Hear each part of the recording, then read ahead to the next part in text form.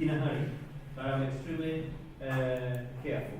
So we are saying here, there will be many opportunities for you to do missions when you are students, whenever there is a possibility of doing cross-cultural ministry. Cross-cultural ministry is crossing a culture. Is when you come from Mount Kenya and you go to Nordistan, you have crossed a culture. In our church, we have adopted the Rendile community. So we have a ministry, we have a church in Marsabit. And then we go inside 100 kilometers from Marsabit town on your way to Loyangalani in the Chalbi Desert, and we are in a small village. It's called the ends of the earth. From Matthew 28, you go to the ends of the earth. So it's right in the middle of the Chalbi Desert, a small village called Kurkum. In Kurkum, we work among the Rendile community. The Rendile community believed that God appeared to them through the camel. And the camel, when you've dressed a camel, the hunch, where the hunch is, there is usually a stick that is put there just to make sure that the load does not swallow. That is how God spoke to the Rendile. And they have a lot of other cultural things that they do. And if we want to do ministry among the Rendile, then we need to understand that. We also need to understand some other ceremony they call the Solio ceremony. It has something to do with the moon, and the moon is almost worship, and other things they do with milk and so on. So you begin from pre-evangelism. So let's assume this is where was it? What was it? This was Y, and this was X. It used to be X. Are they still Y and X? Yes. All right. So if this is 0 here, and you are going infinite, 1, 2, 3, 4 to infinite, and then negative 1, 2, 3, 4 to infinite, when you are in Mount Kenya, for instance, people have heard about Christ. So you are starting just around 0, negative 1, 0 to 1, 2. They have heard about Christ. Then you are able to invite them to give their lives to Christ. If you're preaching to a traditionalists, like the one I've just described, you don't begin here. You begin negative. You do pre-evangelism. So you cannot talk about Christ. You first of all talk about creation. You start with creation. You have to have the story of how their camel was created and how the desert was created and so on. And you come until you are able to get to the level of Jesus. Remember what we talked about in the Bible study? You come from Abraham, Isaac, Jacob, and all until you get to where you can make an invitation to bring people to Jesus. So there may be opportunities to go to some place in your CU, to go to some place which is cross-cultural. MUBET, they have organized a cross-cultural mission. So opportunities are there through your shape. Through your shape, that means through your spiritual gifts, your heart passion, your abilities, your personality, your experiences. So you have that, and then you are looking for people where you can share the gospel. But I also learned when I was in college. There was this evangelist type, the Goyi type. You have Goyi people here.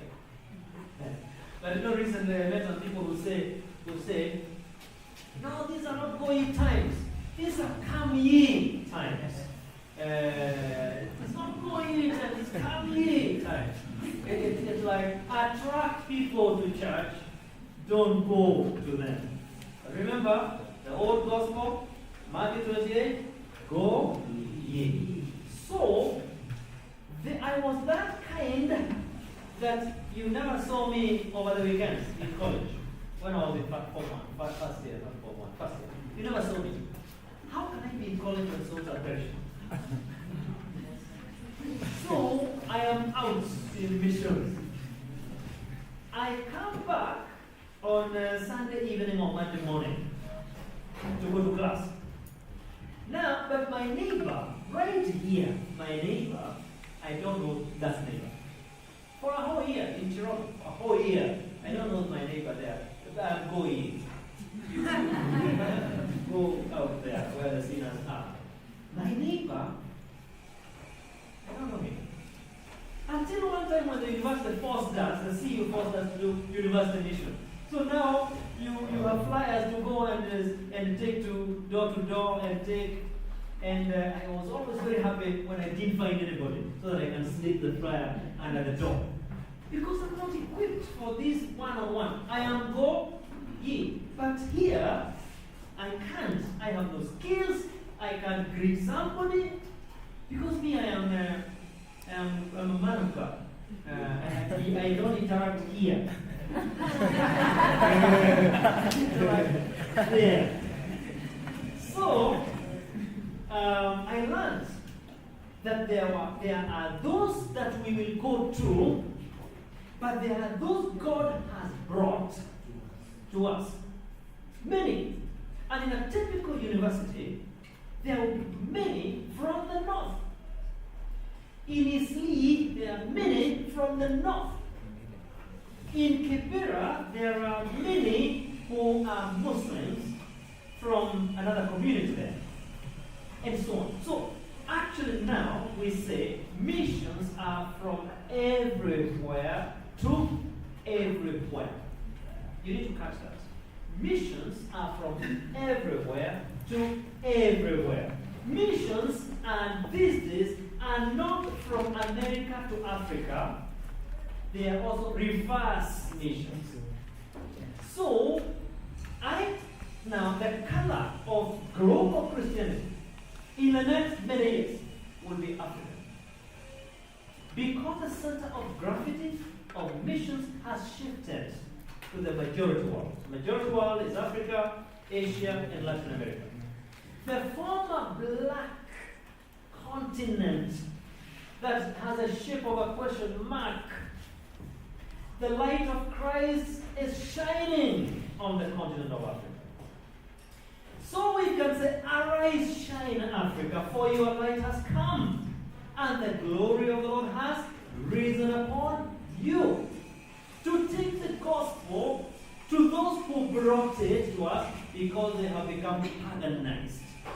Europe and some of the Americas are now paganized. Their churches are being turned into mosques and into disco halls. Now, we will take the gospel there. But how shall we take the gospel there if we cannot even take it here? We can't take it here. So God is calling Africa, you and I, to be so equipped because we will determine the color of global Christianity. Amen? Amen. But the opportunities are numerous for you to practice your mission before God calls you to America. In my days, there were even students, we had some very radical students, who believed that God is calling them to go to the US. And we were sitting in campus, spent 1 year there, and there was a very radical guy who said, God is calling us to go to the US. We went to the US and we went to buy music instruments and the letter. And they went. And they brought music instruments. Never mind where they got the air tickets from, and how they got the flash they did. In other words, there is so much power in who you are now, right now. Who you are now, there is energy, there is power, there is zeal, and we must look for opportunities around us to take the gospel, and opportunities are everywhere. By God's grace, one of those days when we were forced to take to invitations, I eventually got to invite someone who got saved, and I did not know, I could not remember that I'm the one who led him to Christ until much, much later. Now, a very senior government officer, we were in some place, and then he said, these two people, we were roommates with my friend, are the ones who brought me to Christ. I couldn't even remember that. But that is when I was forced to take, because I was a member of the CU, to take flyers to invite the people for a missions convention that we had organized. Can we do that willingly without being forced? Can we love the sinner in the college? Can we love our neighbors? Can we look out for people who don't speak our language and invite them, love them into the kingdom of God, serve them through our ship? Through our ship. All right, let me move out from there now and talk about how to effectively conduct a mission mapping and partnership. And this is my last section as we come towards the end. So, let's assume you are new to a place and you're asking God how you can start ministry there. So you've gone to a village, you want to do a mission there, or you want to plant a church there. How will you begin? How will you begin? I think the first place to begin is prayer. Begin with prayer. Asking God, God, what would you like me to do in this place? Have you placed a burden in my heart for this place? For some of us, it will be a village. God has given me a burden for my village. For some of us, it will be a community. For our church, the Rendile community. For some of us, it will be an area, a geographical area, like I have a burden for the Horn of Africa. For some of us, it will be a country.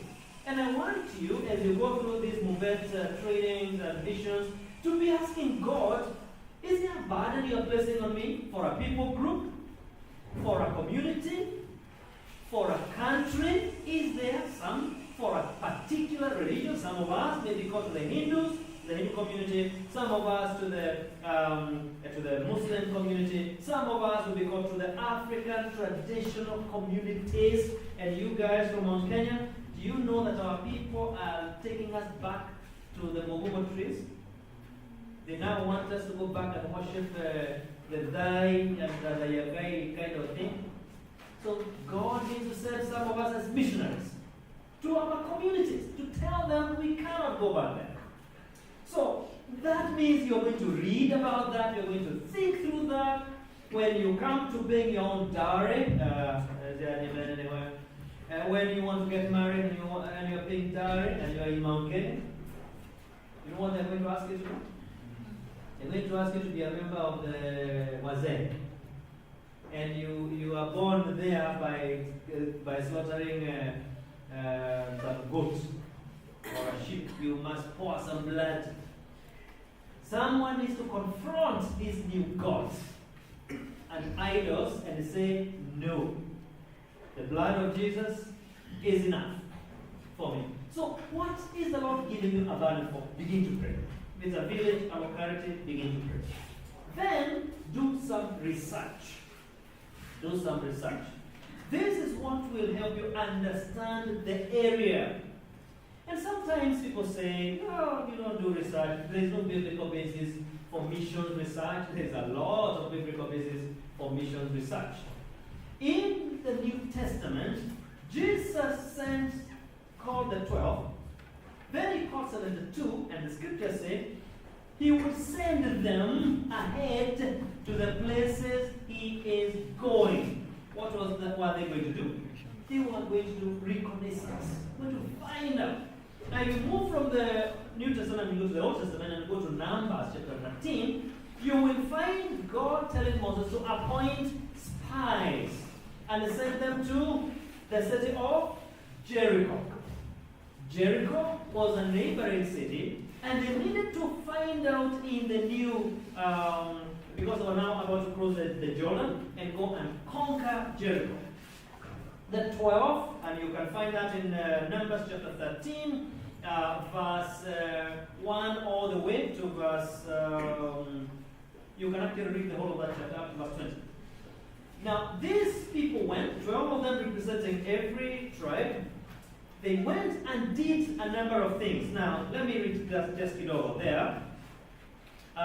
Go up, I'm reading verse 17. Moses sent them to explore Canaan. He said, go up through the Negev and into the hill country. See, verse number 18, what the land is like, and whether the people who live there are strong or weak, few or many. Verse 19, that is Numbers 13. What kind of land do they live in? Is it good or bad? What kind of towns do they live in? Are they unwalled or fortified? How is the soil? Is it fertile or poor? Are there trees on it or not? Do your best to bring back some of the fruits of the land. That is a very good biblical basis for reconnaissance, for basic research.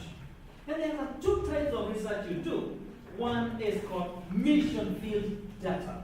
You are collecting mission field data, and then you will collect mission force data. Two things, mission field and mission force. What is mission field? Mission field is a description of where Jesus told people that the harvest is ripe. The harvest is ripe. But the workers, the laborers, the mission force is field. So in the mission field data, you are checking what is the geographical area like. So you are going to go to a certain village. Give me the name of a village. Where do you want to go next? Yes. Bere. You want to go to Bere, to a particular place in Bere. So you are asking, what is Bere like? What communities live there? Who lives there?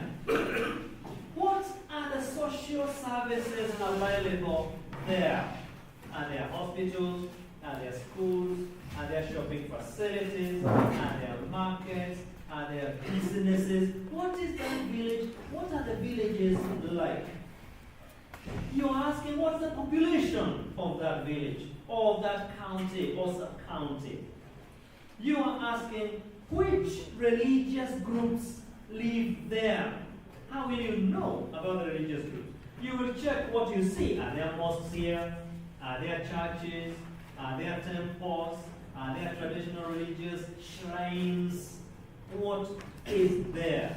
You are asking, what entertainment joints are there? Are there hotels? Are there bars? Are there liquor joints? Are there gambling dens? Are there casinos? You know all those? Those are things that speak about a place. All those things. They speak about a place. They give you an idea of the spiritual strongholds that you are going to encounter there. Then you may even want to know, what is the crime rate in this area? And what crimes are usually committed here? You may find some places, there are lots of murders that happen. You may find lots of thefts, cattle rustling, for instance, a stronghold in some places. You will find children don't go to school. There is teenage pregnancies and so on. All those tell you these are the things you are likely to encounter here. Traditional brew, for instance. You may find that is a lot. Then what moral perversions happen in this place? You may find prostitution a lot, alcoholism, substance abuse, addictions. You may find all that. You may find many mad people in the markets around there. You know what they say, that there is always a madman for every market? So you may just find certain things that are binding people here. Boys don't go to school here, or they drop off very early. Then you also ask, what are the felt needs in this area? Is it water? Is it education? Is it food? What are the felt needs here? What? So all that is called mission field data. Now, for those of you who have done GPS in, what area is that? It's a bit of computer area, but it is mapping. GPS, if you're in surveying, you will understand that language. One time, we were doing this in Nairobi. As part of a bigger plan, we were calling it Finish the Task. Somewhere between 2003 and 2005. Now, so we went and collected data for all these things and put that data on a map. And some maps would be, some dots like for bars would be red, mosque would be blue, churches would be yellow, and something else would be another color, prostitution would be this, mganga kutoka, mwanga wako unataka atoke wapi?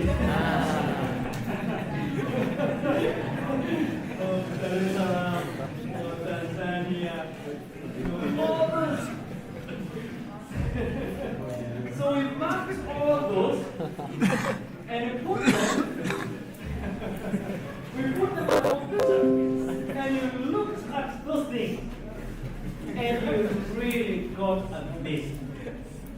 Where there is one church, you will find so many liquor joints surrounding, so many reds, and then one church there. So many, it was just shocking. Then you said, oh really? Is this a picture of my village or my town? We marked various corners in the city that had high crime. And that you talk to the police. They'll give you data, or you go to the internet and you get a bit of that. Then you are able to say, this is what we're going to be dealing with here. Then, so that is all that we call it mission field data. Then you come and look mission force data. Mission force are Christians, churches, ministries that operate in a particular place. And you even want to ask, what is the percentage of Christians in this place? To give you an example, in your university or college, if you want to know the percentage Christian, you just take the population of your college and take the number of CU members. It includes some of the people from other ministries that are not CU. And what do you think would be the percentage generally? Did somebody say 8? Okay, where do you come from? Which CU? Which university or college? KU. Which one? Maine? Maine. How many students do you think are in Maine? 75,000. 75,000 students, is that correct?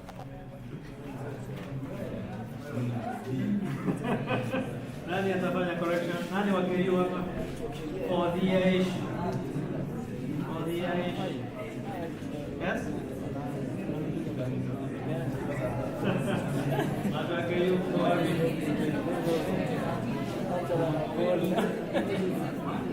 Okay, I will change from KU. I'll change from KU. Which one do you want?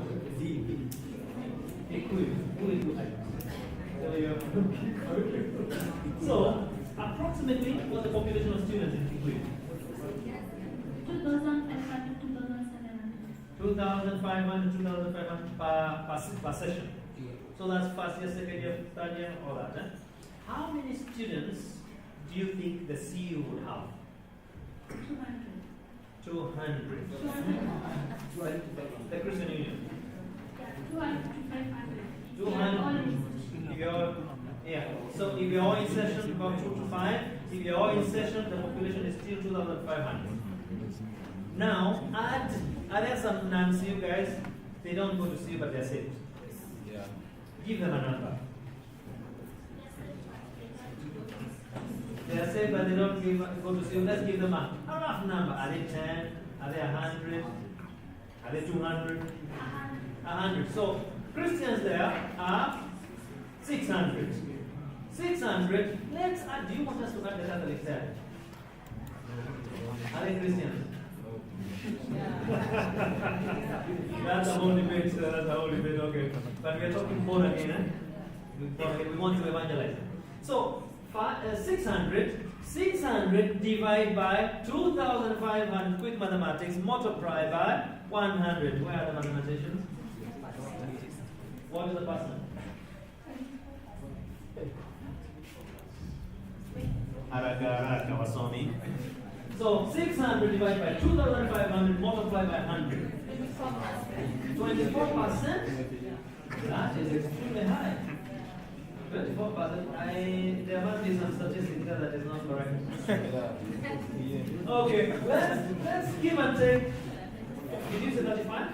35%. So 35% is supposed to be reaching, say 700 students are supposed to be reaching 2,000, a total of 2,500. You did include the workers there and the faculty, you need to include them there. Now, out of 600, we're assuming the CU is 600. Out of 600, how many of those, just a wild number, would be regular goyim? I mean, the witness. Like on day-to-day basis, you know, I share Christ with someone. Out of 600. 13.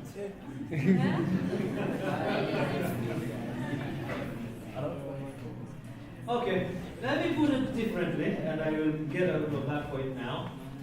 In this hall, how many of us would say, you don't have to raise your hand. You can continue your hand, you can raise. Within a week, I share the gospel with one person. Just within a week. So let's give ourselves a percentage. Who is bold enough to have a rough percentage here? Yes. Like how many? Here. Oh, the question. Okay. How many here do you think on a weekly basis they would share the gospel with one person? 3. Oh, that is good for you. So, from here or before they came here? Before they came here, we are talking lifestyle evangelism here. 3 only from here? That's really serious. Let's be a bit generous. Let's be a bit generous. Okay, anyway, the point I'm making here, all that is called harvest force data. Harvest force. Now, so you count the number of churches there, ministries involved, and do a percentage. And then you ask, what are the strengths and weaknesses of the church embedded? The church, you will find them. What are the weaknesses and what are the strengths? What is there a pastor's fellowship in that place? Are there any missionaries there? Are there, which people groups are they reaching there?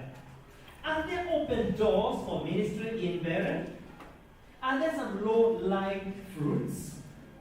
Are there some, if I became a missionary among the Beren people, what are some quick wins that I can say within a week or two, if I go to this route or go to these boys I saw playing somewhere, or this was this, or these were mamas in the chama, I can lead a few people to Christ. What are the low-lying fruits?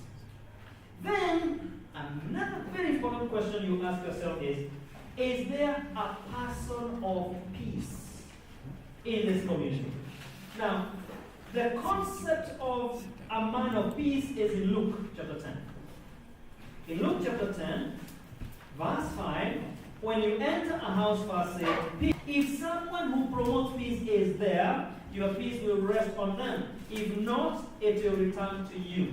Now, this is a concept for evangelism and mission that believes that for every community that God will send you to, there will be someone God will have prepared for you. They are called men or women of peace. They may not be born again, but they are not hostile to the gospel. If you read again Luke chapter 10 and just explore a little bit there, they can open their networks for you. Is there a man or a person of peace in this place? Then finally, not quite finally, develop a strategy. So this is what I have said so far. Begin with prayer, that was A. B, do some research. And in that research, you had mission field data and mission force data. C, develop a strategy. When you are developing a strategy for your mission, consider the following. I'll do quick 5 things. Which doors are open for me to begin influencing this community? Which doors are open for me to begin influencing this community?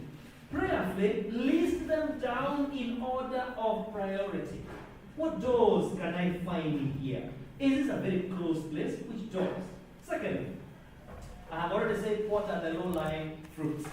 Out of 10 things I have seen that I can use to penetrate the gospel through here, which of those is number 1, number 2, number 3? Point number 3, which ministry access strategy can I use? Now, I will explain ministry strategy. Ministry strategy, access ministry strategy, is where you go to a community and you find there is a felt need. Maybe it's water. Maybe you found children all over, they don't go to school, and then there's like a field there. Na wametengeneza mpira ya magoto na plastics, and the boys are playing. Immediately, if you're a missional person, you'll say, right there is an access ministry. I will go, I will raise some money, I'll buy 2 footballs. So we come out of the plastics. I will come and I'll look for someone who is Scottish, even if they're not evangelists. You just tell them, accompany me to a mission, and you will be the trainer for football. You don't have to share the gospel, just train football. So that's an access ministry to the community. Is it literacy? Literacy, you find people don't go to school, the children don't read, the wazes don't read. You might say, I am a trained teacher, I am going to begin an adult literacy class, or I'll volunteer to start a kindergarten in this place, and so on. And then I'll go back to college and I'll say, are you a Sunday school teacher? Do you love to teach English? Even if you're not a great evangelist, just come teach English. And so on. Those are called access ministries. Is it health? Maybe some of you are nursing students, or medical students, paramedical students. You go and decide, I think I've seen a need here. Maybe this place is infested with jiggers. And then you say, nitakuja kuosha watu miguu hapa. That is an access ministry. Poverty, roofing of houses that have no roof, all those are called access ministries.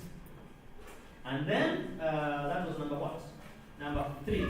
And you could also ask, are people drunkards? Yes, so Alcoholics Anonymous, all those many things. Then, number 4, is there a person of peace? Can you identify a person of peace? That person of peace might be the chief. It could be a Nyumba Kumi leader. It could be a youth leader. It could be a lady who is very popular with chamas, is not necessarily saved, but welcomes prayer, and so on. And finally, can you begin a discovery Bible study? Discovery Bible study, DBS. A discovery Bible study is a Bible study that is done for non-believers. And they're just discovering what God is saying in that text. Now, that's a whole discussion that we can have. How do you run a discovery Bible study? And then my final point, which is D, be consistent with whatever you begin and trust God for the future. The word there is consistency. Be consistent. I'm saying consistent because if you begin something, don't begin and stop. People do not join things that are not working. People join things that are working. So begin something and make sure it's working. So I will end there. I've discussed 3 things. I have said, I've talked about how understanding our mission in the larger mission of God, you as an individual, understanding available mission opportunities, and then how to effectively conduct a mission mapping and partnerships. Now, partnerships have to do with who else can I invite? Is there a church that is interested in missions? Do I have my relatives or my friends who are interested in missions? Can I invite them to partner? If they can't give me money and they are just harvesting maize, can they give me a debit of maize? Or some beans, and I'll take as my contribution to, because here we are eating, aren't we? Now, if you didn't have money and your mother gave you goro B,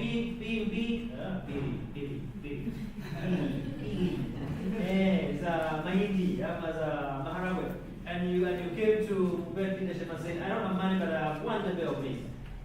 Then it will be accepted most likely. And you can do that. And some places it's just firewood. I can bring firewood, and so on. There are many things you can do.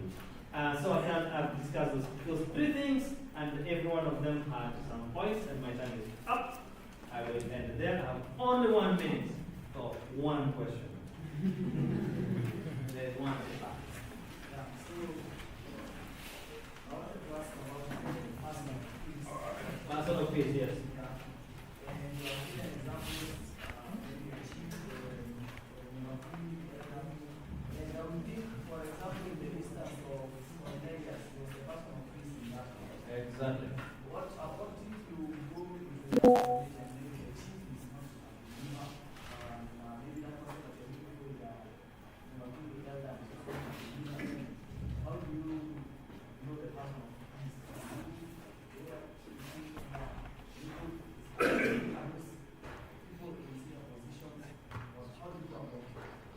Now, there are several types of leadership. One is a formal leadership, and there is also informal leadership.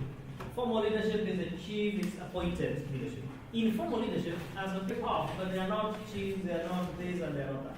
But they are very powerful. Continue. Now, your person of peace is not necessarily a believer. Your person, you are entering into a community, you begin by looking for a believer. But you might discover that churches don't even want you to go preach there. So you're looking for a believer. There was one church when I was a student, we went to Elgeyo Marakwet. We were hosted by a church. That church, after supper, they threw us out. So we had to cancel the mission. A whole NASEC, for those who are in focus, ASEC mission was cancelled. We went home crying.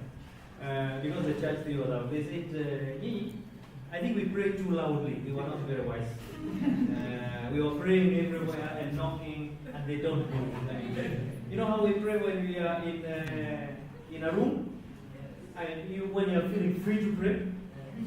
Now, you go, or it's another place. No, don't take me seriously on about the church. But these are the church. These are the church. They had never seen anything like that. We were not wise. They threw us out. Now, so your person of peace may not be a believer. May be a believer, may not. If he is not a believer, has welcomed you, is not violent to the gospel, go to his house or her house. Stay there and eat what they give you home. And you will be surprised. Over time, by the time you live there, salvation. And even if it doesn't happen immediately, it will happen economically. But it's not hostile to the gospel. Is open like Cornelius. Do you know Cornelius was not born again? Just open to house to house people, to feed them, to give them water and a place to sleep. There's some non-Christians who will say, these are students, yes. Let them come here, have a big house, let them go preach and come back and sleep. But I'm not safe necessarily. And you don't want to be very tough on that guy. You let your actions speak. And you're praying for him. By the end of the mission, you just leave the resource to God. So that's how I would answer that.